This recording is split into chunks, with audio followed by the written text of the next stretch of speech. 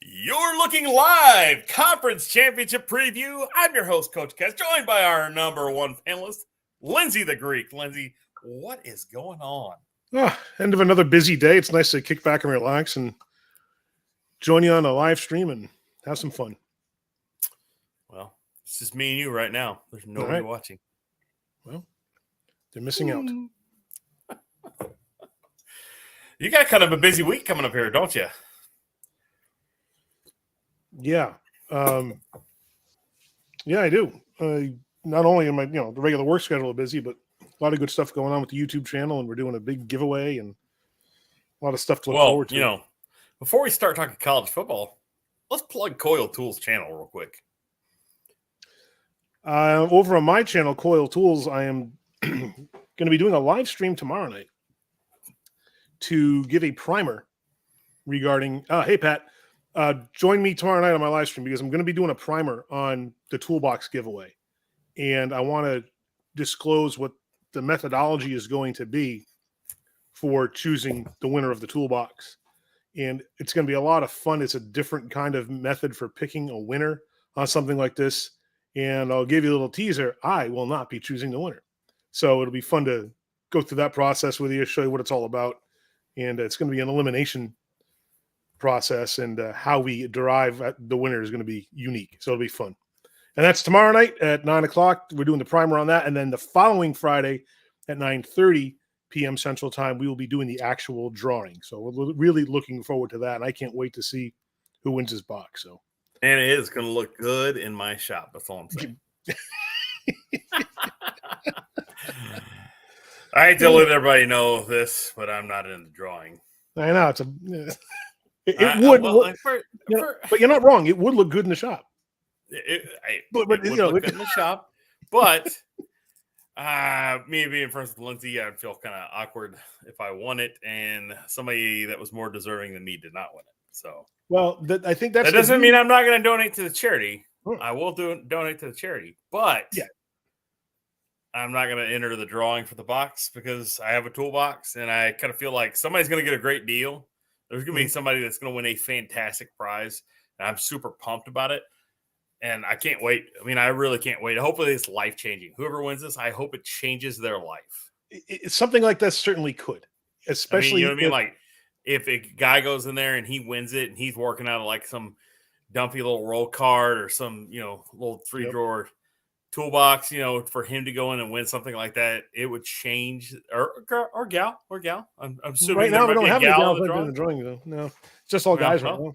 Just guys. I have a feeling some lucky guy's going to win this box, and it's going to change your life. I cannot wait. I hope maybe we'll throw a Texas Twister in to boot. Win the toolbox, get a free Texas Twister. It's like you win something great, and then we'll give you some crap. We don't want to make him mad. We don't want someone to give the box back.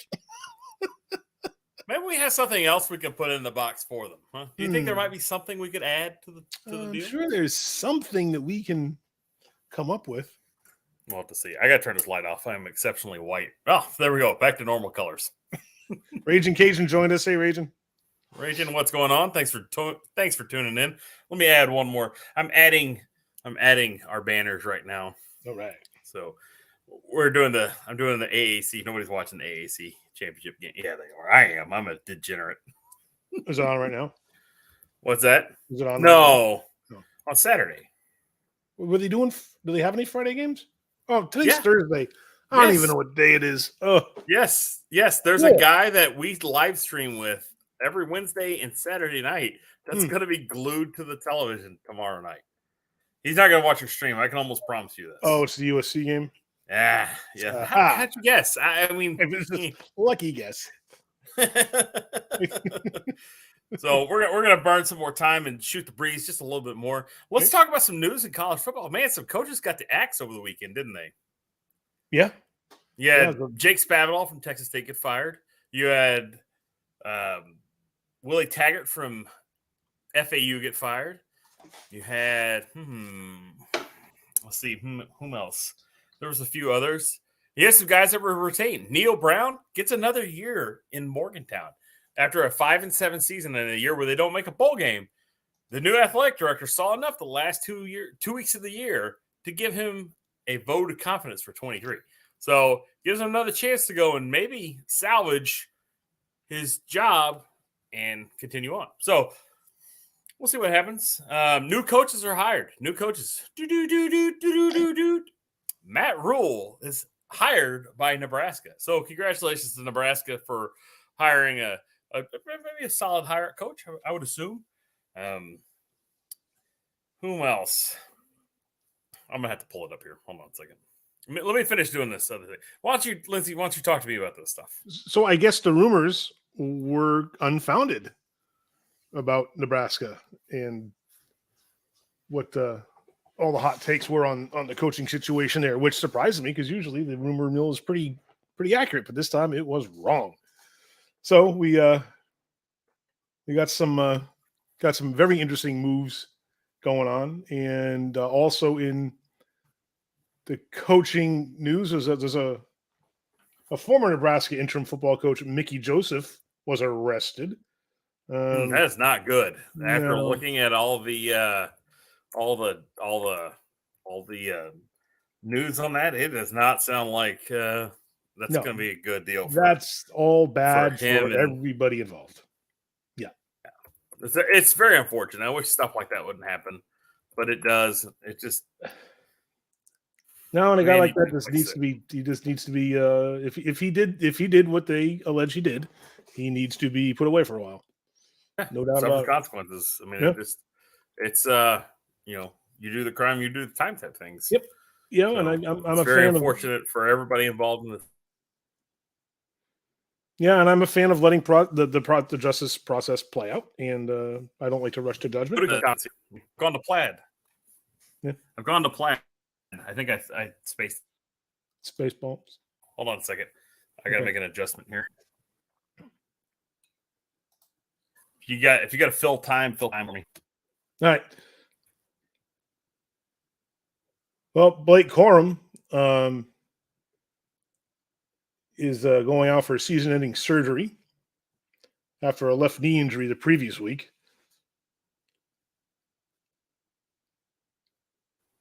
And it's a shame because he was a finalist for the Doak Walker Award to be nation's best running back. So that's a bummer. He's going to have to sit the rest of that out. Am I back? Are you back? I hear you.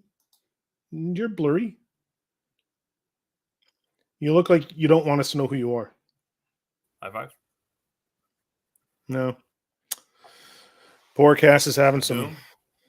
No. Oh, there you are. Am I back? Now you are. Hey!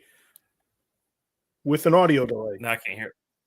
With an audio delay. Today! Power Stroke Jude is here. We are SC. Jude is allowed to join the stream at any time. He says he's not at home. Don't let that stop you. Yeah. Look, I'm at home and this thing ain't working. So you might have better luck. Yeah, I don't know. Oh, and he's calling the game SC by more than 20 points. I think I would. I'm going to pick SC, but not by 20. What did I say? Yeah, I didn't think it was going to be nearly as spread as he thinks. I think it's going to be a much closer game. Jude, I would say this. If I would want all the favorites to win this weekend, and here's why. Because if one of the favorites lose, they may not be penalized for playing in their championship game, but it could sway the voters enough to bump somebody else in and somebody else out. That's a thought. Right now, if all four cover, I think they're all four going to be in without a question. But if one of them loses, and somebody crawls back into the conversation, it could bump a bubble team out. Jude's probably cursing my existence right now. That's okay. He and I, it's fun to see his picks for this week because he and I have vastly different. They're vastly different. Yeah, this will be fun. All right, well, let's get into it. Why not? Yeah. Riddle me this. So there's no Salute to Service this week, obviously, but next week, let's talk about next week. Next week's an interesting week. So we're gonna have a short little video or stream. I always say video, but I'm trying to figure out this whole, doing the video and then pre-recording the video and then streaming it, I found some flaws in my plan. So we'll probably have a short little stream next Wednesday. We're going to talk about our 500-ish subscriber giveaway. Mhm. And everybody knows what the prize is. And if you don't know what the prize, put it in the comments and we'll let you know. But anyways, our 500-ish subscriber giveaway, we're going to have a little video. We're going to preview. We're going to recap. Let's recap Saturday's games and preview Army Navy and preview the 500 subscriber giveaway. And we're going to talk a little Heisman next week. So we're going to know which 4 are going to New York or whom is going to New York. So then we get to talk a little Heisman. Then on Saturday, we're going to stream the day away. We're going to watch Army Navy, and you're going to get to see Hunter at his finest, right? He's going to be tuned into the game. We made to set the camera behind him so we can see him, like, ooh, ooh, ooh, ooh, you know, like stuff like that. I don't know. We'll figure that out. And then Saturday night, after the Heisman Trophy winners read, a special guest is going to join the stream, and he's going to tell you who's the winner of the Wide Right CFB 500-ish subscriber giveaway. And I'm thinking there's going to be some lucky winner out there that's going to like the prize. What you're going to win is you're going to win 2 shirts, just like this Wide Right CFB. Not 1, not 2, not but 2. Not 1, but 2 shirts. You're going to win a football signed by the whole Wide Right CFB crew. And I can promise you this. I know for a fact there is a signature on there that is highly touted. Highly touted. Would Doug just showed it. I'm going to whisper to you real quick, Lindsay. You ready? Mm-hmm. You ready? Okay. Joey Preciado. Did you say Joey? Joey Preciado. Okay. Do you think they heard? I don't think they heard. Did they hear? I doubt it. But we have a football signed by the entire Wide Right CFP crew. And we have not 1, but 2 gift cards to Buffalo Wild Wings. Now, in order to win, you have to be a subscriber of the Wide Right CFP channel. So that means Jude's got like a 1 in 2 chance of winning. You have to.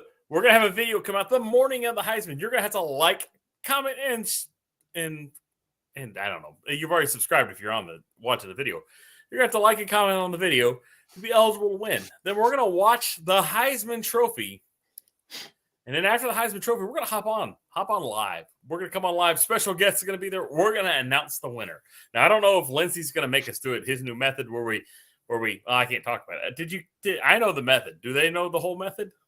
The process of elimination? No, I haven't gone into real detail with anybody except. No, then I'm going to shut my filthy mouth before I say something stupid. So I know. Reason to watch tomorrow. I know what it's going to be. He knows.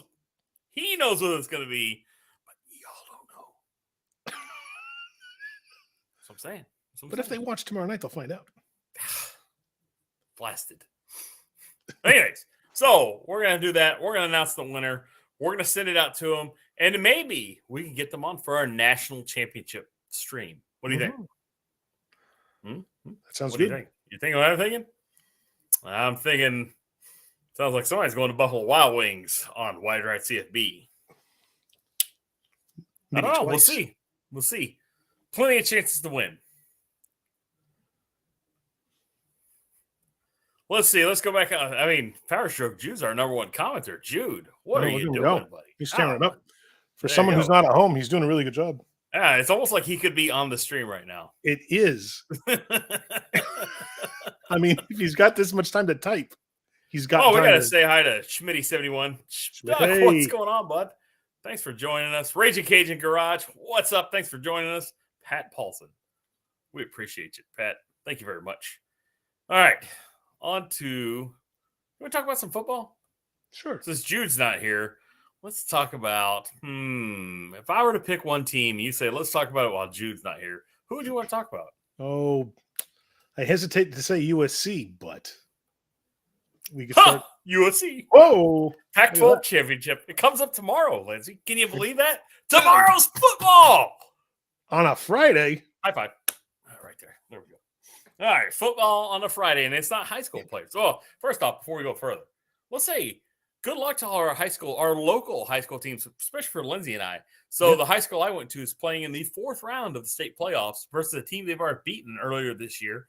So good luck to those Dripping Springs Tigers out there. Absolutely. And then a guy I went to high school with is coaching another Austin area school. The Westlake Chaparrals are playing in the 4th round of the state playoffs as well. So good luck to the Westlake Chaparrals and Coach Salazar. We are cheering for both teams. It's really cool to have 2 high caliber high school teams right nearby. God, man, There's it's like I live in the cradle. I live in the cradle of high school football. I mean, it's so great. Like my favorite thing to do is on Thursday nights. They have the KBDO game of the week, and it's like kind of like a public access type deal. And so they just pick a game. Doesn't have to be the best teams in the area. Sometimes it's the worst team, and they put it on TV, and you get to watch it.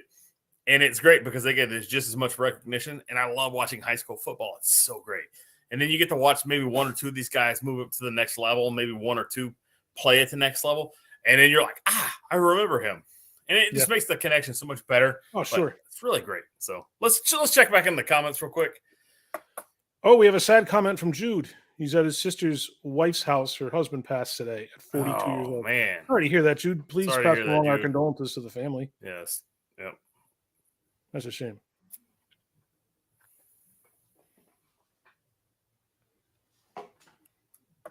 Let's see. Doug said, our high school won its first state championship ever last week. Well, congratulations, Doug. Congratulations. Very nice. I did not realize, but let me back up a little bit. So I saw the movie, I don't know how many years ago, Friday Night Lights with Billy Bob Thornton and Lucas Black. Loved the movie, thought it was great. But I didn't really know much about high school sports in Texas in general, let alone high school football. And when I moved down here, my sister, who had lived here for many years before we did, was telling me just how big high school ball was. And I didn't really have an appreciation for it because Can I call timeout real quick? Can I call timeout? Timeout. Right. Is this the sister from Naples? Yes. Florida? Mm-hmm. Can I tell a quick story real quick? Sure.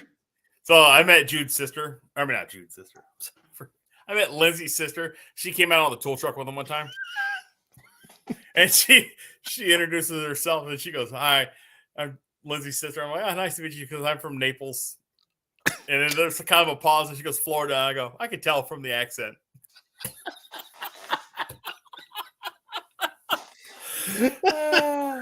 Yeah. It's got to be the greatest thing of all time, right? I mean, you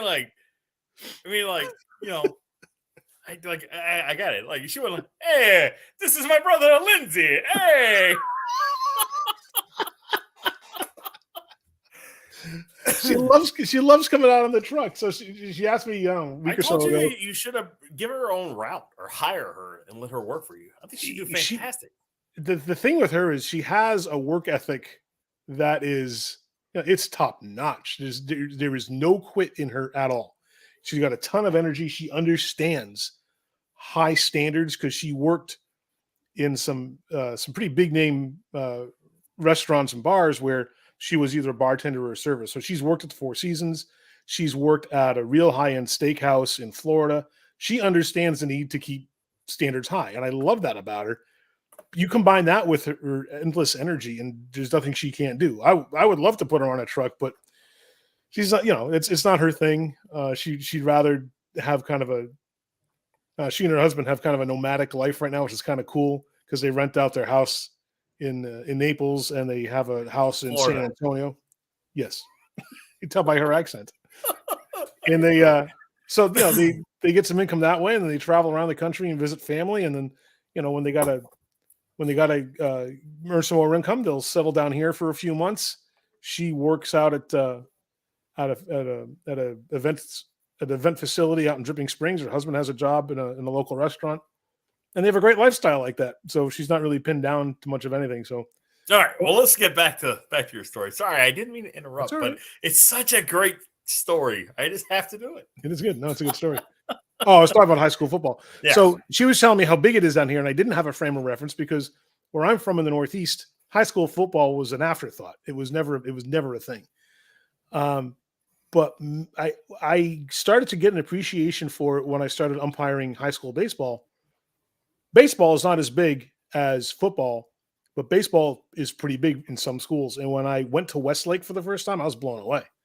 I started to understand just how big and how much of religion high school football is in Texas in general, let alone right in this area where we've got at least two fantastic schools. Oh, I mean, like, Lake Travis is usually up there too. They had a little bit of down year, but they still played into the third round of the playoffs. Yep. And then my son's alma mater, Bowie, played into the first or second round of the playoffs. I can't remember which.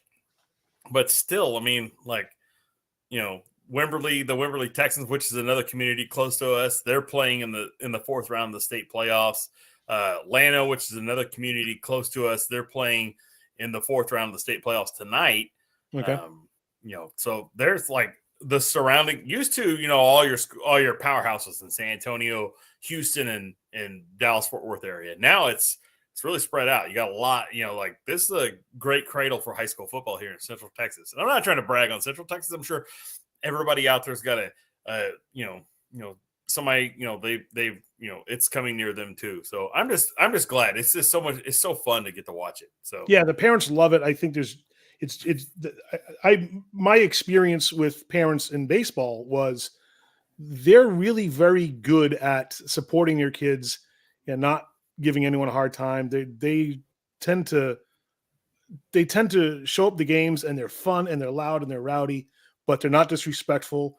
And I think it's great. It's a very good high school sports culture that I have seen around this area. It's terrific. All right. So you want to talk a little college football? Yeah. All right. So up first, our first game coming up this weekend is the Pac-12 championship. The number 11 Utah Utes. Can I say that? Utah Utes take on the number 4 USC Trojans. Does that sound good? Did that come good through? That was very good. It's happening Friday, December 2nd. That'll be tomorrow at 7 p.m. Central Standard Time, like our time.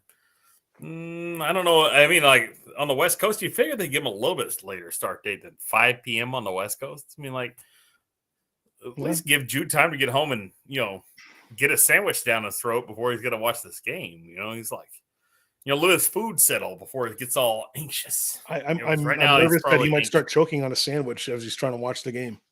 I don't want that to happen. Or worse yet, he could throw a sandwich at the TV. Oh, we got to watch out for that, right? They get the pastrami and mustard down his screen, or whatever. I mean, just like just straight down the screen. I don't know what kind of sandwich he likes. If it's pastrami, it's not as messy as if it were, say, peanut butter and jelly. Yeah, but just think if he's eating on like pumpernickel. Pumpernickel's got some weight to it. He could do some. Oh, it does, and especially if it's maybe the stick stare, and then he can't see the game. Yeah, We'll see what happens. We will. This thing has gone off the rails. But anyways, we'll just keep on riding it down the hill. It's like driving a freight train down a dirt road. There you go. We're hitting every moment. We ain't stopping. All right. So I digress. Let's move on. So we're speaking of number 11 Utah Utes versus the USC Trojans. Now, let's think about this for a second. This is like a must-win game for USC. They have to win this game. I think if they lose this game, the Ohio State, even though Ohio State didn't play in their conference championship, could jump them. Right now, do I think USC is deserving to play in this game no matter what? Or in the CFP after this game no matter what? Absolutely. But there's that possibility. So Utah's a good team. They beat USC earlier this year. This is an excellent opportunity for USC to go and avenge their only loss this season. And that's going to look big in the committee's eyes. Now, I think if they win by a point or 100 points, it doesn't matter. They're in the national championship playoff, right? The college football playoff.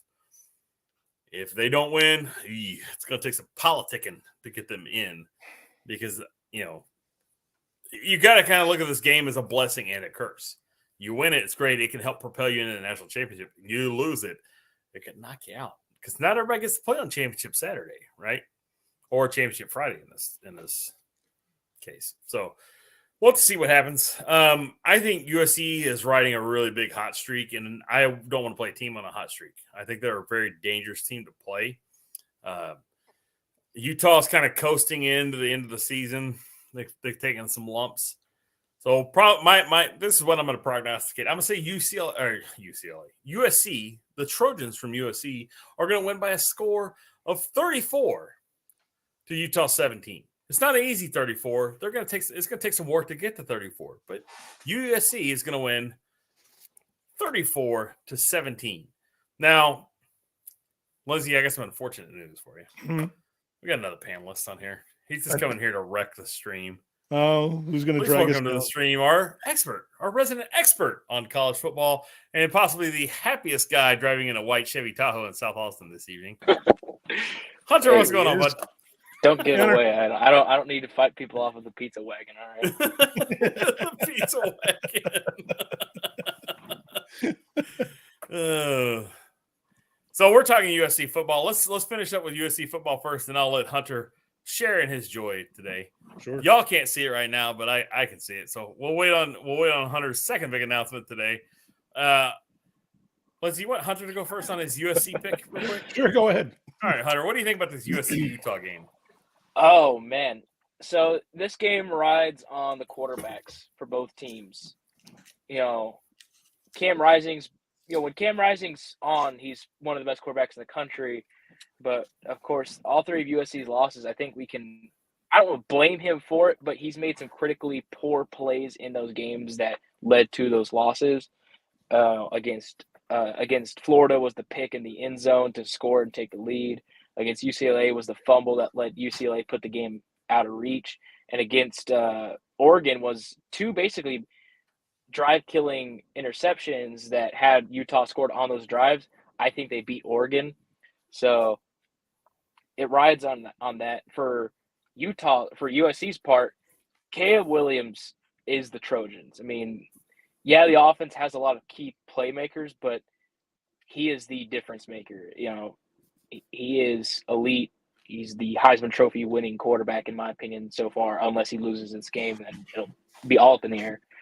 So, there's even some inside information that defensive coordinators across the Pac-12 are USC without Caleb Williams, nothing. We can handle USC, but with him, they're impossible to beat. And so, and while they've been beaten, I do think that I don't think Utah can do it again. I think that Lincoln Riley has made the adjustments in the offense on defense to beat Utah and for USC to punch their ticket to their first college football playoff and Lincoln Riley's third.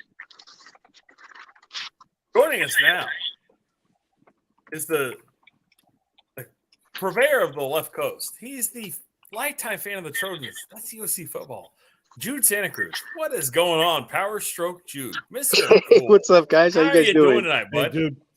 Hey, I see our stream dropped off as soon as you joined. What happened? I mean, we had he left. I can kind of hear you guys. He's back. You're back. That was close. Can you guys hear me? Yep. Loud and clear. Yep. All right, cool, man. What's up, man? I tried to jump in for a minute here. Dude, 20 plus, I'm telling you, we're going to get that win back. And we're not gonna hold back. We're just gonna put our gas on the pedal, put our foots on their necks, and we're just gonna go, man, nonstop. Caleb Williams is probably gonna throw for 4 touchdowns and run for 2 per quarter. Per quarter. I admire I don't think that happens. I think it's about a 7-point victory, but I'm saying 17 points. But all right, Jude, you're the man of Troy. Give us a prediction for this game, but give us a realistic prediction. You said by 20. Tell us how it's going to break down quarter by quarter. Quarter by quarter. Let's see. I can see the first quarter, USC getting the touchdown, and Utah would probably – depends who gets the ball first. If USC gets the ball first, like Utah gets it in the first to the second half, USC is going to, bam, 7 plays and a touchdown. They're going to kick off. They're going to be all pumped up, even on special teams. And Utah's going to try to run it out of the end zone, and they're going to get stopped at around the 15. After they get stopped around on that play, they're going to have a decent drive, and the announcers are going to be talking about what a great game this is, or this is going to be, and it's going to be just like the last one, which was an instant classic, 42-43. But Utah's going to drive all the way down, and they're probably going to get a field goal. Man, SC 4 plays, touchdown. Utah 3 and out. SC probably 21-3 going into the second quarter. Utah's a good team. Cam Rising's a good quarterback. I can see him getting a touchdown and making it 21-10 and maybe even getting a stop, 21-13 right after that. SC will probably get another score. We'll probably be up 24 or 28-13. going into the half. You said break it down quarter by quarter. That's what I'm trying to do. I'm taking it. Hit me with it. So get your pens out, guys, or just remember the stream. Second half, man. Like I said, if we get Utah, will probably get the ball. They'll probably go down, get a field goal. So it'll be 28-16 or something like that, 24-16. And SC, just like every other game this year, well, every other big game this year, man, second half, we've just like really, really lit it up on offense. You know, the Utah game, we played great second half. UCLA game, Notre Dame game, and a lot of we played really, really good. So I can see us end the third quarter 38-23 or something like that. And so with that, that's 15 points. We'll probably score 2 more touchdowns in the fourth quarter. They'll probably have a touchdown. So we're probably going to end up winning something like, 52-55 to 30, 28, 26, maybe 30. The only problem is that Utah has lost by a combined 16 points all year, and it'd be the most points they surrendered. Also, it'd be the 2 fastest drives Utah surrendered all year. I'm not saying that USC can't win by 20, but man, that Utah's defense is really good, and they're really well geared to slow USC down. I do think USC wins. Hunter, didn't I tell you not to shit on people's dreams all the time? I'm saying USC's gonna win. All right. So the man that we haven't talked to yet asked his opinion of this game yet. Lindsey Coyle, what do you think happens this game? This is going to be an interesting game because I can see a couple of scenarios unfolding which will result in different outcomes to the game. We all know it's a grudge match because USC's only loss was to Utah earlier in the year. And USC has a lot of advantages here, especially on defense. They've been a great benefactor of their efforts because they're outside the top 100 in penalties, and they lead the nation in turnover margin. So they've got those two very, very important categories going their way. However, they're dead last against the rush in finishing drives. And that's going to be vitally important in this game because their opponents all season have averaged 4.4 points per drive once they cross the USC 40-yard line, irrespective of the red zone. They haven't even gotten that far downfield. And once you cross midfield, their ability to score against USC's defense has been phenomenal. So we have to hope that the USC defense is going to take it to another level. Now, that notwithstanding, that just shows us that it really does fall to Caleb Williams, and it is entirely on his and his offensive shoulders to pull this one out. So that being said, the quarterbacks. I'm delighted. Nice to meet you. Very nice to meet you. Yeah, that being said, I think that USC understands where their weaknesses are, and they're going to be hell bent on shoring themselves up in those areas. So I think one thing about that, on top of that though, Lindsey, that's 100% facts. But USC also, they're almost a bend but don't break. We give up a lot of yards, especially running, but we're a ball hawking defense where we have a timely turnover to stop a drive. Right. They'll drive, will create a fumble. They'll drive, will get an interception. And we do not turn over the ball very often at all. I think we've got, I want to say less than 7 or less than 5 maybe turnovers for the whole year. In 12 games, that's pretty phenomenal. And I think we lead the nation in whatever, what do you call that, turnover difference or the turnover margin?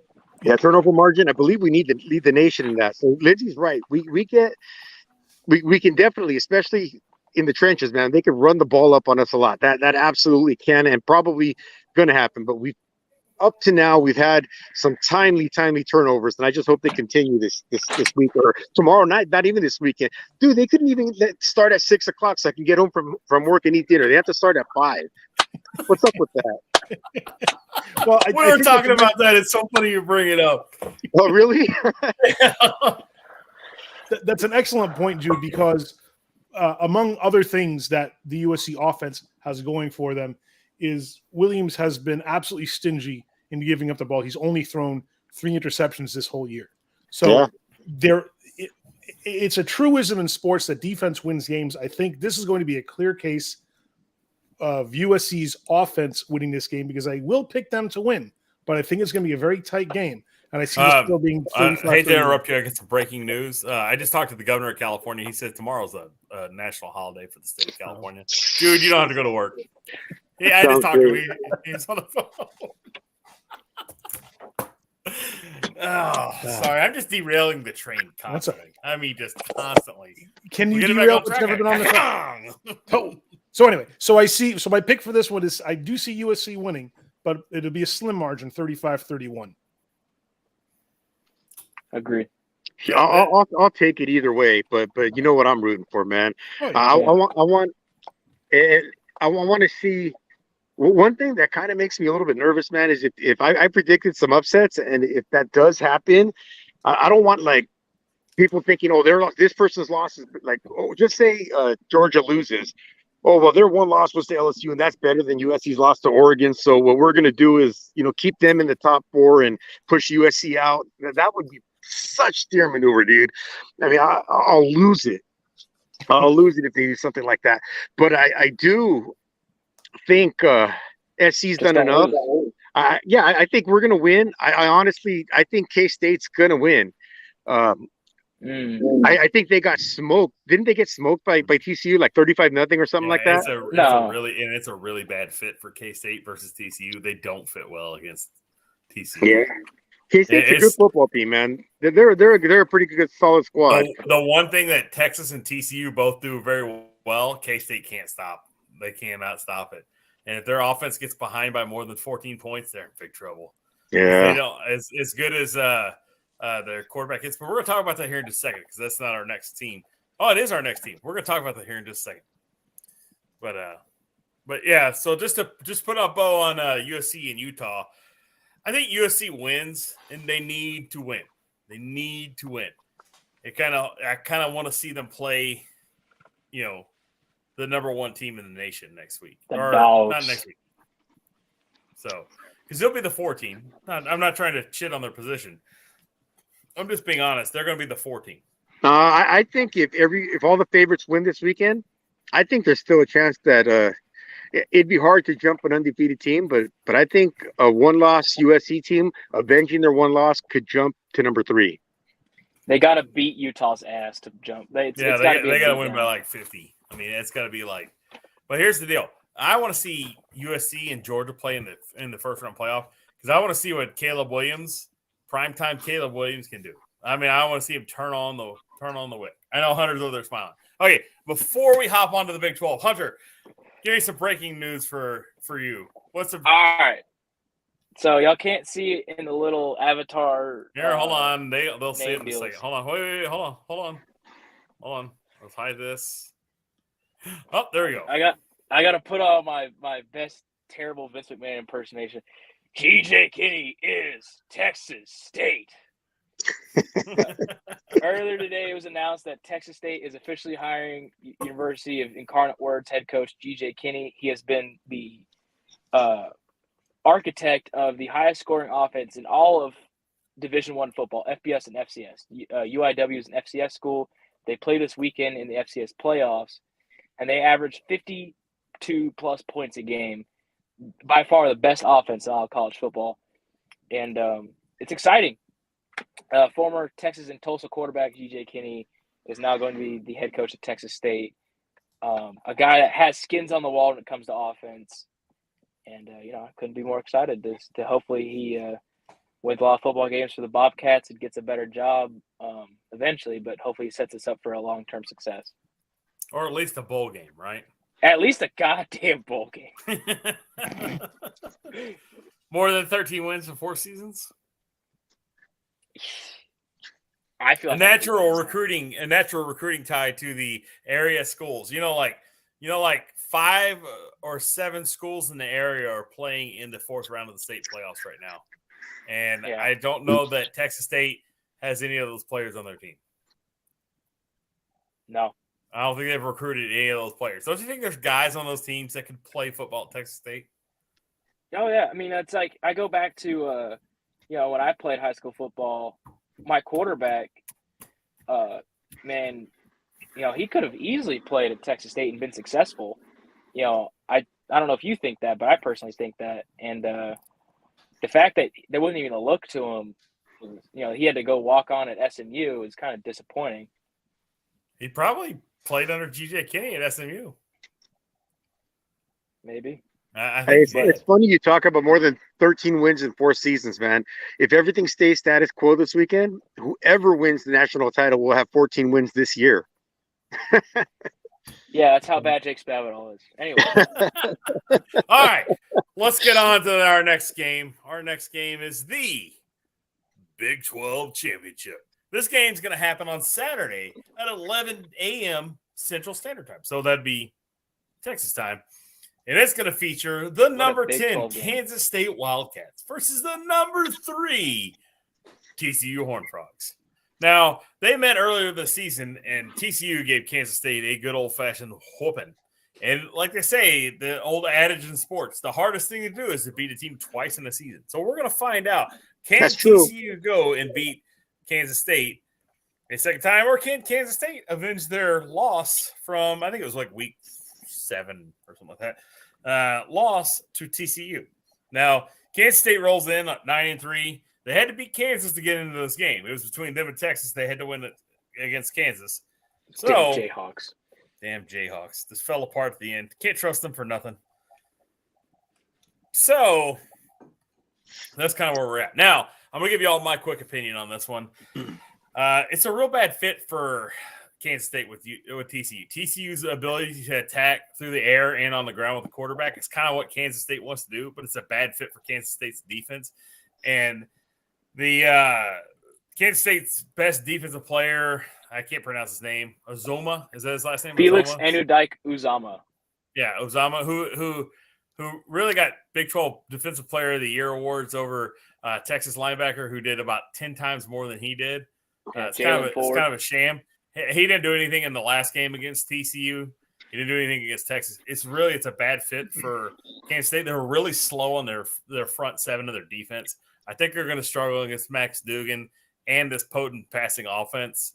Max Duggan does a lot of run-pass option.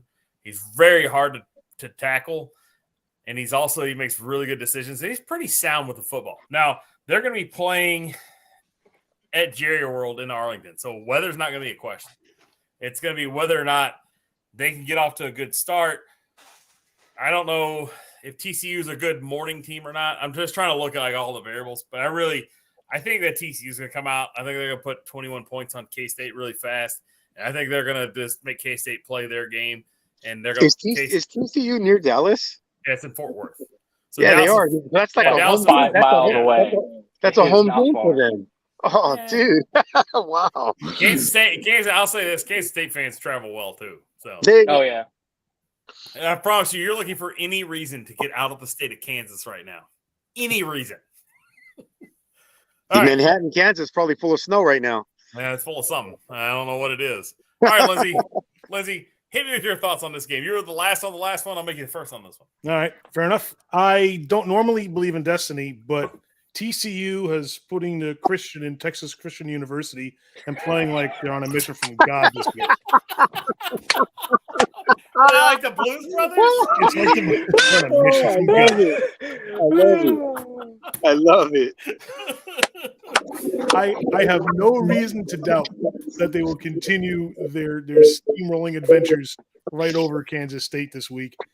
You got to remember that Will Howard has taken over starting QB duties, and he's gonna be under center against TCU, and he has plenty of weaknesses that a team as high caliber as TCU is going to expose. I don't see this one being terribly close. I'm going to say TCU wins at 45-28. Ooh. All right, Jude, give me your thoughts. I know you want to upset here. I know you want the Wildcats. Just like you said, man, I think it's hard to beat a team twice in the same season. And I'm partial to that because I don't think Utah can beat SC twice in the same season. But I think Kansas State's going to come out, stiffen up their defense. They're not going to let that offense throw the way Max Duggan's going to want to throw. Their defensive coordinator is going to come up with something solid, man. And the Big 12 is the one conference, man, that every year, an underdog, man, always surprises somebody especially when it comes down to the Big 12 title game. I mean, going back to years where like Texas and Oklahoma, back when Texas was dominating Oklahoma was dominating, in the early 2000s stuff. I remember, Texas had this quarterback. I can't remember his name, man, but they had like a 4th and 1. And Oklahoma lined up to stop them, and then they did a play action pass instead of a running for the. That was Nebraska. Was it Nebraska? Yeah, Nebraska. Right. Yeah, roll right. James roll Brown. right. Yep. Yeah, That James Brown. That's the play I'm talking about. Yeah. I mean, Texas hanging into that game, doing that 4th and 1, and then play action pass. Oh my goodness, Big 12 is. And not off of statistics, not off of what I know from the team, but just what I know from the conference and the history, man. I think there's an upset to be had. All right, Jude. So you're stomping on Doug Schmidt here. You're Schmidt 71. Some people would say that Texas, when they played Nebraska in the Big 12, stole their soul. Right? They just stole it from them. So, Doug, if you're out there, I'm sorry, but it had to happen. Mac Brown Field in Austin North in Lincoln, Nebraska. Doug's quoting Aretha Franklin from the Blues Brothers. Don't you blaspheme here. And I thought it was interesting. Dude, you brought up James Brown, who was also in the Blues Brothers. Not this James Brown, the other James Brown. Oh, that's right. James Brown. Hey, that was the godfather of soul. This is the godfather of Texas football, folks. James Brown. I couldn't remember the names, but I absolutely remember the play. But now once you said James Brown, it dawned on me. Yeah, but I've got some good stories about James Brown. Some real good stories. Nothing like secret or anything. I'll just share one with y'all right now. So James Brown was notoriously bad at practice. Notoriously bad. He would not good at practice. But the second that the game clock started rolling and it was time to walk out on the field, a different guy walked out there. He was a completely different guy. He's one of my most favorite Texas quarterbacks of all time to watch. I have a short list, and James Brown is on that short list. I will tell you that. If anything, he was exciting. So, that's awesome, James man. Brown, if you're out there watching, we appreciate you. Man, I'm glad I could judge up some cool memories for you guys. BY, Colt, James Brown, and then like Chris Sims. No, I mean, Chris Sims was good. He was good. Who was the first one you said? VY. Oh, Vince Young. Yeah, you can't spell Heisman without the man. Oh, dude, just remember, that roses guy, are red, the Pacific is blue, and USC streak ended it too. Hey, he was a lot of people don't know, he was a very, very religious guy. Like right in the middle of that game, I remember him going down to one knee, right before he was going to start praying. I think he was going to start praying. Hey, you want to know? Here we're all guys here, right? We can all handle. I don't think Bocce's watching the stream tonight. I can tell the story. All right. So you know what VY said to everybody in the huddle right before he made that drive to win the national championship? Uh-oh. You want to hear the story? Yes, sir. All right. So VY went up and he told all the guys in the huddle, he goes, "All right, boys, time to let your nuts hang. Let's go win this thing." That's exactly what he told them. Man. How do you do that through your cup? They don't wear a cup. Have you ever tried to wear a cup and play football? It's the most awkward thing on planet Earth. Well, you better I did one game. I threw it away in the middle of the game. I was like, my cup's like a 5-gallon bucket, pants. so you know. Oh, you guys are wearing all right. Can I get my analysis on Yeah, this? get yours out. Come on, I know you got to get back to work. I didn't want to be mean like that. I'm sorry, but right. With Kansas State taking on TCU, I mean, obviously, like very rarely do all favorites win in conference championship week. With K-State, it's hard to say like how do you beat TCU because it hasn't been done this year. Right? There's not like I can't go to a different season and say, well, you do this and do this. It hasn't been done because this is a different team, especially with Sonny Dykes at the helm. The only thing I can think that Kansas State has to find a way to apply pressure to Max Duggan, right? Texas applied pressure to him, And had their offense been anything other than completely dead and disgusting, this may be a different conversation and a different teams here. So that's my only thought, is that Kansas State has to find a way to apply pressure across the board with the defensive line, with Felix Anudike-Uzama, or they're just going to lose, right? Because no lead is safe against TCU. No style of play beats TCU. So the only thing is you're going to have to apply pressure to them, and you're going to have to find a way to score, to basically steal possessions, right? Turnovers, fourth down conversions, fake punts, the annexation of Puerto Rico, whatever it takes. That's it's like Lindsay said. I mean, TCU's like, it's a team of destiny, right?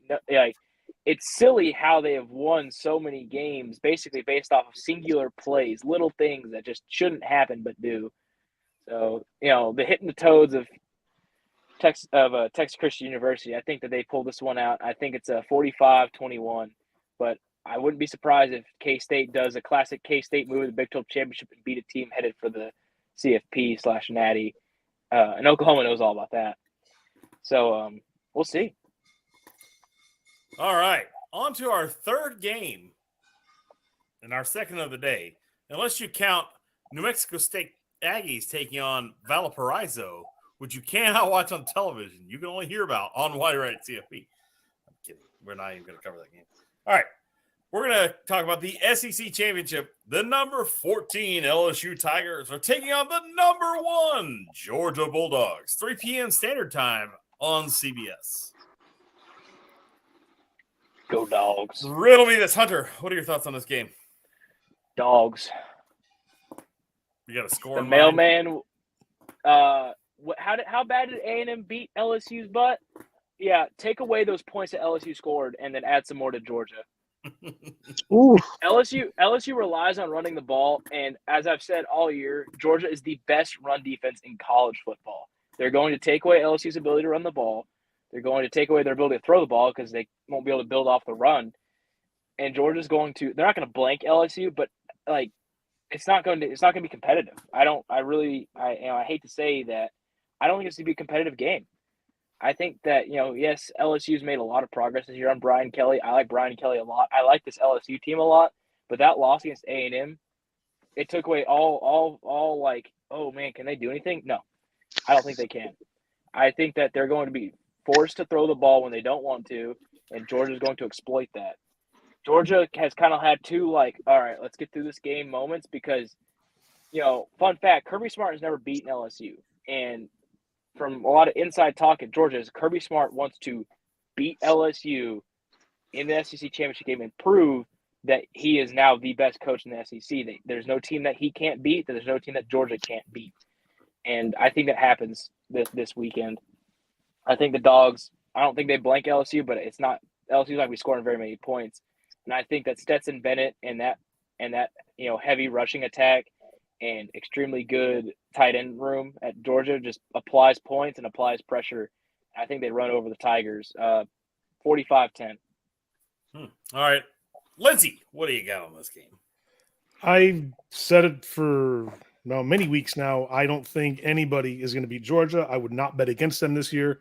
That holds true for this game against LSU. I think that they have too much going for them. They're too talented. Their coaching staff is too good. Their game plan is too solid for them to lose to anyone this year. And I see them winning by about a touchdown. I think LSU is good enough that they'll put some points on the board, but certainly they're going to be outmatched by Georgia. I see Georgia winning 31-24. Wow, close. All right, Mr. Cool, Jude Santa Cruz, tell us what's going to happen in this game. All right, man. I know we're pushing our hours, so I'll just say close game, 23-20, LSU. All right. What? Oh, go. No. You pick LSU to win? Yeah. Wow. Jude's living on the edge this weekend. be You know exciting. what? And that California weed really is different, isn't it? Oh, man. Look, and we all agree this show would be boring, right? The fact that we don't agree, but we all love football. It makes it more fun to watch too. Yeah, but I mean, there's agreeing that the sky is blue and arguing that it isn't. You're just plain wrong. Look, listen, ball believers. The ocean's blue. The sky is clear. Hey, Yeah. last time I remember, the Yeah. Pacific was blue, but USC streak ended at 2. Woo! Oh, I'm man. beginning to hate that nursery rhyme. Oh, man. I had to pull that one out of the I'm woodwork. kidding. just I'm for kidding. Dude. I'm kidding. I'm kidding, Just man. I for love Dude. it. I absolutely love love it. This is such a great time. Come All on, right. man. We can't. We got to have fun. No, everybody's talking about this game. The game of the day, possibly. The AAC championship. All right. Sorry. I had to say it. I had to say it. Number 22 UCF, coming off their loss to Navy, takes on number 18 Tulane, 3 p.m. Central Standard Time on ABC, the Alphabet Network. So I have Tulane winning this game, but just barely. Just barely. I have them winning 17-14. No, I'm kidding. It's going to be like 27-24. That's my prediction. Let's go with Jude first. Jude, who do you got in this game? I'll take Tulane. The loss, UCF, they're going to be down and out after last week, and they're not going to get up for the game, even though this is the game they should have got up for compared to Navy. But 24-17. What do you got, Hunter? As a quasi Golden Knights fan, as I've been through the last few years, and a fan of Gus Malzahn, I don't think I don't know how they win this game. I think like Tulane, you go look behind the scenes, go behind the curtain a little bit and looking at stats here. Willie Fritz was in contention for a lot of jobs, and he so far has chosen to stay at Tulane. And that those players, as a football player, that you make that you get up for that. You're like, man, coach wants to be here with us. You play harder for that, and you believe in that. So we'll see. We'll have to see, because this game is really one that's going to come down to how does it shake out on the field. These are two teams that run the ball well. They have two quarterbacks who play some exciting brands of football. Michael Pratt or Pruitt, not quite sure how his name is spelled, but he can throw the ball pretty well when he's on point with it. The other times it's a kind of terrible to look at. So it just depends on which kind of version of him you get.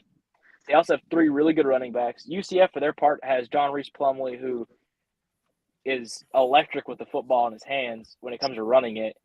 So I think it's going to be about, who runs the ball better, who's got the better offensive line, and whose defensive line steps up.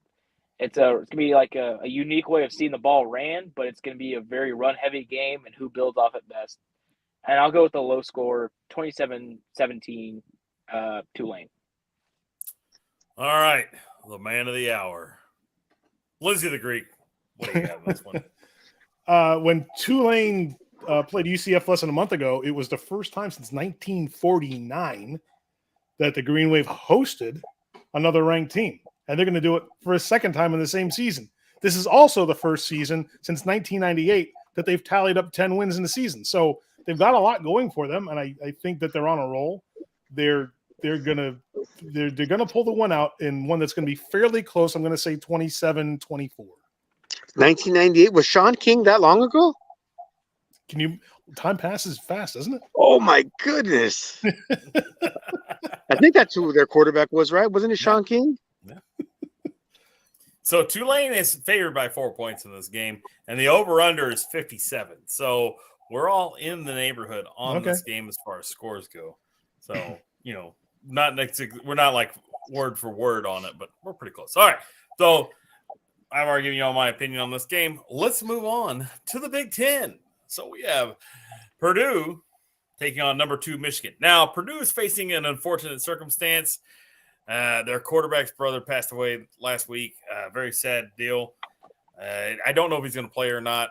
Purdue is not a very good team with or without him. I mean, they're 8-4 in the Big Ten, but they play on the other side of the Big Ten where there's not Ohio State, Penn State, or Michigan. They do have to play Michigan.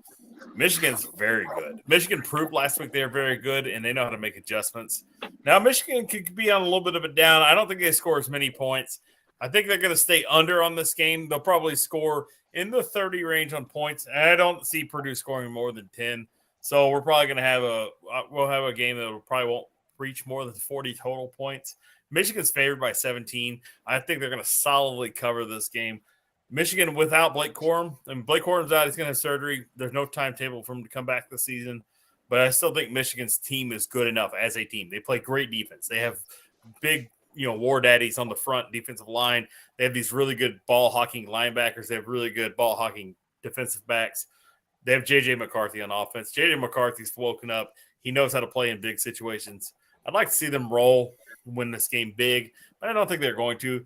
They're going to be playing in Indianapolis at Lucas Oil Stadium, so weather's not going to be in effect. The championship game atmosphere, just kind of all this. This will be a good tune-up for them heading into the college football playoff. Jude, what are your thoughts on this game? Not real familiar with Purdue, and I do know they play on the other side where there's, like you said, none of the better teams. Michigan's playing really well, even without their running back. Their backup just killed it last week, even if a lot of his yards came on 2 plays. But I'll say 34-20, 34-17, Michigan. All right, Lindsay, what are your thoughts on this game? This is one of these lopsided games where no one's going to be really excited about it because it's not going to be close. And I think it's going to be so slanted in Michigan's favor as to not be – it's certainly not going to be the most fun game of the week to watch, I'll say that. I don't think Purdue stands a chance, and I see Michigan winning in handily. I'm going to say, though, they top over 40 points. I'm going to see them taking the game 42-23. All right, bud. What do you got, bud? I'm going to go with the go Big Blue here. So I'm going to go with a classic Big Ten beatdown score of 20-3. And that's the spread. I think Michigan's just going to run the ball. It's going to be that classic Big Ten beatdown, from back in there. It's like, this school win big. Like, oh man, I bet they scored 40 points. Like, they scored 20 points. And the other team scored 3. You're like, oh, okay, Purdue's got a good passing offense, but if they don't have Aiden O'Connell, their backup quarterback is – I don't like to dog any players, but he's not the best, put it to you that way. He's not played his best. Now, Jeff Brom has been a top 3 team killer at Purdue. They have he is 3-0 against top 3 teams as coach at Purdue. I don't think that streak continues. I think that Michigan knows what's in front of them, knows what they need to do, and they're going to lay on top of Purdue and suffocate them. Like I said, 20-3. A lot of run the football, a lot of just punch you in the face, kick your teeth out kind of football, the kind of stuff that Harbaugh loves to do, the kind of stuff that Michigan loves to do. Their defense is elite, their offense is crushing. That's all there is to it. All right, and finally, you know what the New York Giants said about elite to Tom Brady? They said you can't spell elite without Eli. Oh, I don't think there's any Eli's at Purdue. So. All right, ACC championship. We got number 9 Clemson playing at number 23 North Carolina. It's kind of fitting that North Carolina is ranked 23 for the jump man himself. North Carolina. This happens at 7 p.m. That's true. On ABC, and it's played at Bank of America Stadium in Charlotte. The weather's going to be about 50 degrees, and it's going to be cloudy, but it doesn't look like there's any weather forecasted. The over-under on this game is 63.5 points, which is a lot of points. So they're thinking that Drake May is going to put up some points, and good DJU is going to show up. Clemson's favored by 7.5. I'm indifferent on this game. I've seen enough bad DJU to know when DJU is going to play well. Now, North Carolina's defense masquerades as a defense. They're not good. They haven't been good all season. They've been carried by their offense the entire year. And when their offense doesn't play well, the team doesn't play well. Clemson's team is anchored by their defense. Their offensive play is not very good through most parts of the year. The biggest downside has been their quarterback. The coach is behind the quarterback 100%. He's been that way for the whole year, trying to help him build his confidence and win. This game, I don't think they're going to – I don't know. I am really indifferent on this game. I really think North Carolina is going to beat Clemson, and it's going to be of a score of like 45-44. I mean, it's going to be a 1-point game. I think there's a bunch of points going to be scored. They're going to shatter the over-under. At some point, Klubnik's probably going to play. DJU's probably going to play. there's nothing at stake here. Nobody's playing for the championship after this. You're just playing for a better bowl game, and then after this, you're playing for pride. Pride for your school. Like I said, I don't see Clemson, especially if DJU plays poorly. If he struggles against North Carolina's defense, they're going to have to make a quarterback change. Otherwise, they're going to get beat by 30. Their defense is going to stay out there too long. You can't go and expose yourself to Drake May by, I would say, a margin of 30% more offensive plays to defensive plays. So, if your defense is out there 30% more than your offense against North Carolina, Drake May is going to have at least 10 points on your team. He's going to have a 10-point advantage. It's just a numbers game. You can't roll yourself out there that many times against him, against an elite quarterback, and expect not to get beat. Because he's going to find a crack in your game, and he's going to beat you. That's what Drake May can do. He is an elite quarterback. A lot of people don't realize this because he is a freshman. He is a very, very, very talented quarterback, and he's kind of hidden on the East Coast right now. Nobody really knows who he is because he plays at North Carolina. You're going to know who Drake May is for sure next year. Very hard quarterback to stop. And DJU, when it looks like he's breaking out of his slump, he's falling into a deeper one. I don't trust him as a quarterback. I think he's going to struggle in this game. I'm picking, like I said, North Carolina in a barn burner. They're going to crush the over, and they're going to pull out the 1-point victory. Let's hear what Juice got to say. You threw me for a loop, man. All your stats and analysis talking about Clemson's defense and North Carolina's offense not being. I thought you were going to go with Clemson for sure, but I am going to go with Clemson. North Carolina, I don't think has played a defense quite. I know NC State's a tough team, but I don't think they've played a defense like Clemson's yet. And Clemson's defensive line and linebackers are going to make Drake May. You're finally going to see Drake May play like a freshman. I'm thinking he's a good quarterback. He's an elite quarterback. You're right, and he's going to put points on the board, but he's going to make some of those mistakes that freshmen make.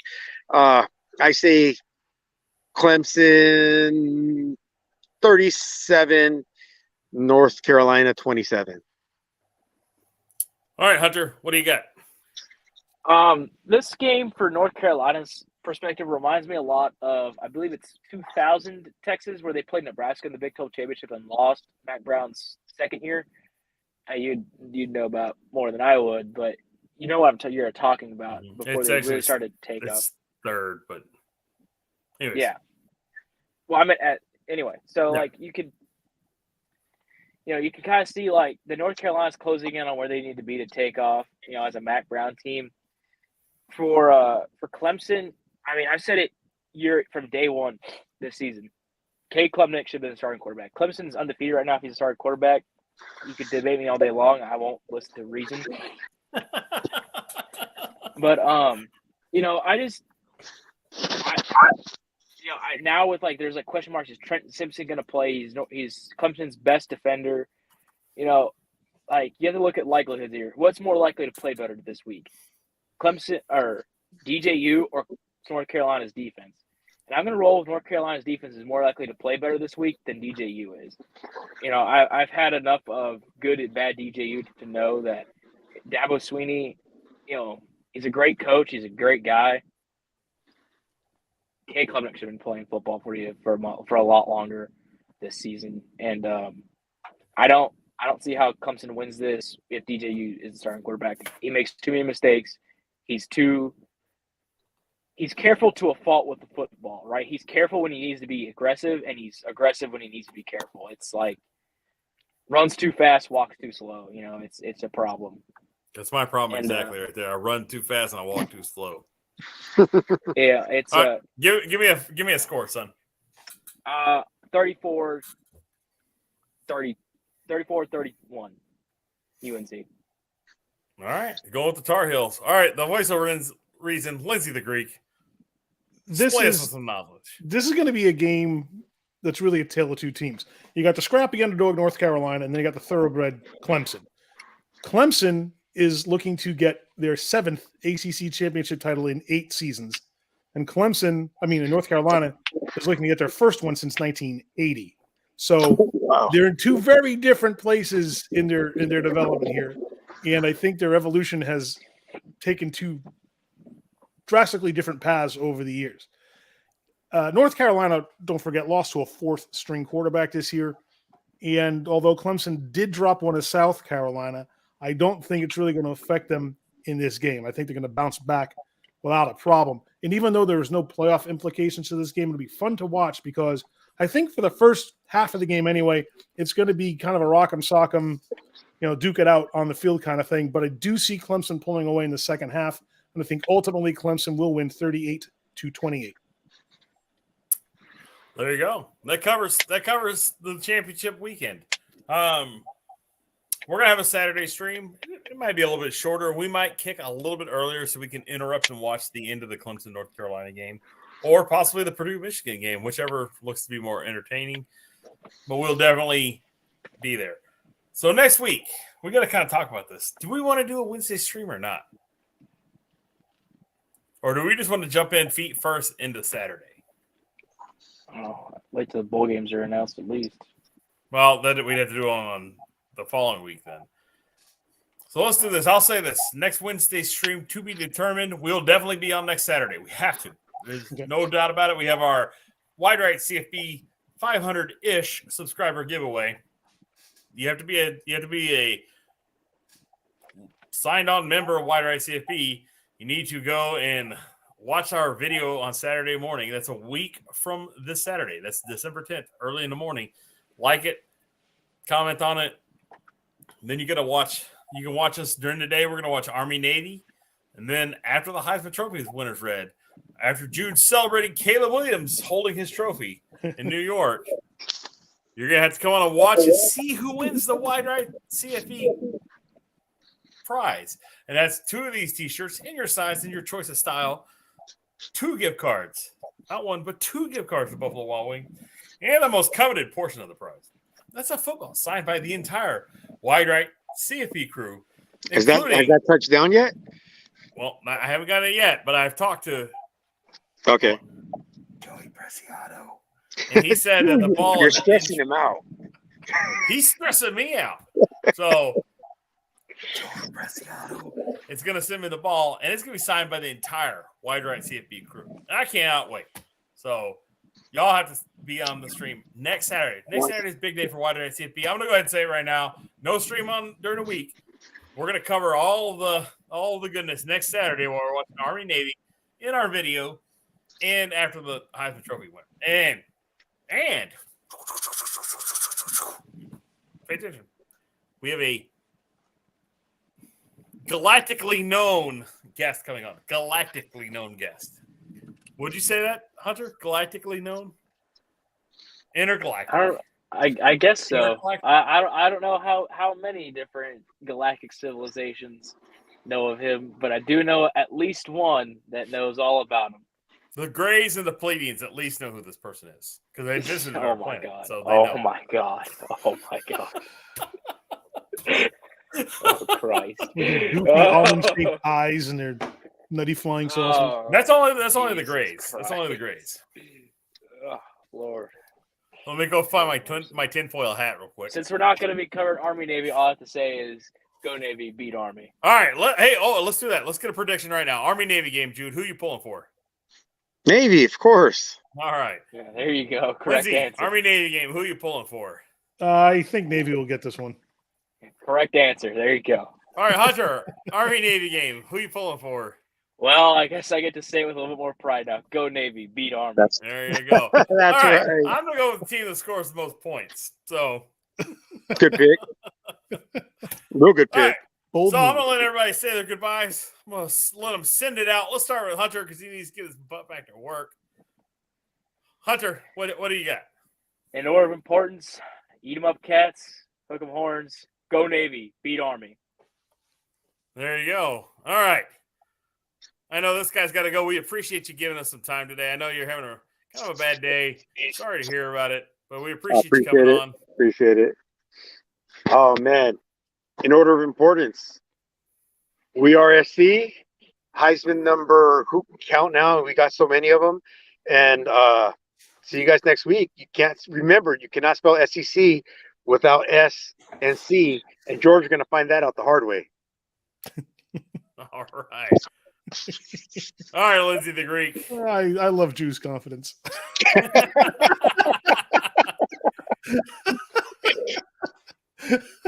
Thanks everyone for watching. Thank you for participating in the chat. We're going to look forward to doing the 500-ish subscriber giveaway sooner than later now. I'm looking forward to that myself. So appreciate everyone's viewership. Please like, subscribe, and share the channel with your friends. It's fun to watch this thing grow. So we will see you all next week. All right, well, that's going to wrap the show for this week. And like I said, join us on Saturday. We're going to cover championship review, and we're going to go from there and see what happens. We've all given our picks on Army and Navy. I appreciate y'all giving us an hour and 15 minutes of your day. Let's say thanks to everybody in the chat. Schmitty71, thanks for joining us. Raging Cajun Garage, thanks for joining us. Power Stroke Jude, even though he's here with us, Jude, thanks for being such a good part of the crew. We really appreciate it. Thanks to Pat Paulson. Pat Paulson, we couldn't do it without you.